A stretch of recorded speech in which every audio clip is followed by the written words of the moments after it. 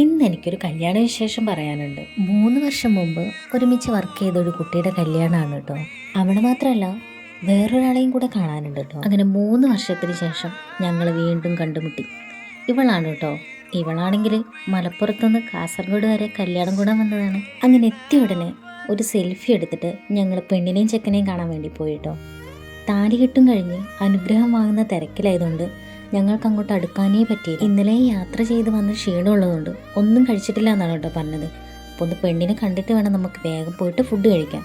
എത്ര നോക്കിയിട്ട് അങ്ങോട്ട് പോകാൻ പറ്റാത്തതുകൊണ്ട് ഒന്ന് കുറച്ച് സൈഡിലേക്ക് മാറി നിന്നാണ് കേട്ടോ.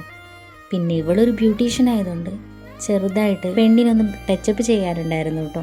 അപ്പം ഞാനാണെങ്കിൽ സൈഡ് നിന്നാണ്. കൊടുക്കാനുള്ള ഗിഫ്റ്റും കൊടുത്തതിന് ശേഷം ഫുഡ് കഴിക്കാൻ പോകാമല്ലോ. പിന്നെ ഞങ്ങൾ ഒട്ടും താമസിച്ചില്ല കേട്ടോ. ഫുഡ് കഴിക്കാൻ വേണ്ടി പോയി.